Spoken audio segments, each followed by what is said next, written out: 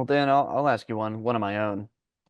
Throughout this whole process, you've been super gracious with your time and super interesting story, and you've done a great job with the business. If you were to sum it up into one piece of advice to anyone who's looking at this whole entire thing, what would it be?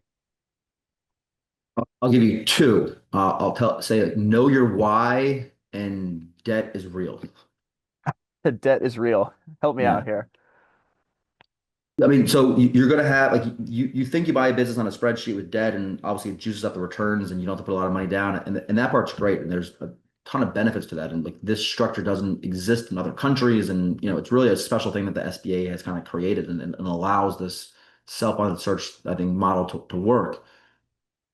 And it works really well for a business that has like constant cash flow, and you're not really trying to grow it, or maybe you're trying to do a bolt on for a different geography. If you're geographically constrained, and this business can support the debt, and then you're going to go buy another one, so that's fine. But if you're going to go buy something that's got growth, and you need to invest in that growth, like make sure you understand like that real cash flow, because if you're not leveraging something up like 90%, half your cash flow is going to debt, and if you want to grow, well, like we talked about earlier, you have to invest to grow. And we're in a great spot, and like there's no worry about the debt payments, but it still comes due every month, and it's a big number.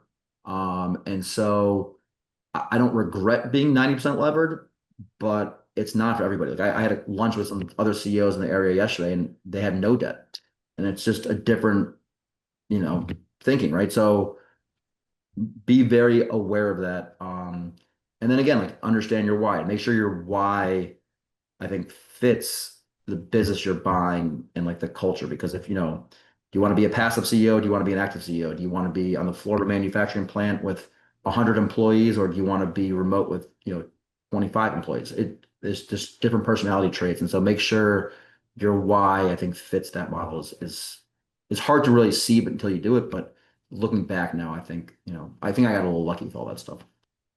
Dan, I think that is awesome advice, and I really do hope that everyone watching does take that to heart. We Yeah, for see sure. a lot of searchers come through boot camp and hear a lot of things, and the why is extremely important. And debt is never as clean as it looks on a spreadsheet is very frequent. So And I'll give you one more thing before I know yeah, we're yeah, almost yeah. over here. One more thing. Don't get carried away with trying to find the perfect way to search. That I think almost hurt me, and I've seen it hurt a lot of people. Like search with whatever way makes the most sense. It's somewhat kind of like your why. Like make sure it fits your personality and where you are in your life, because everybody has an opinion on the right way to search, and there's no right way. Just get started. If you really want to do it, just get started. I think that's the heart of entrepreneurship. This is no different, Yeah. right? Yeah, sure.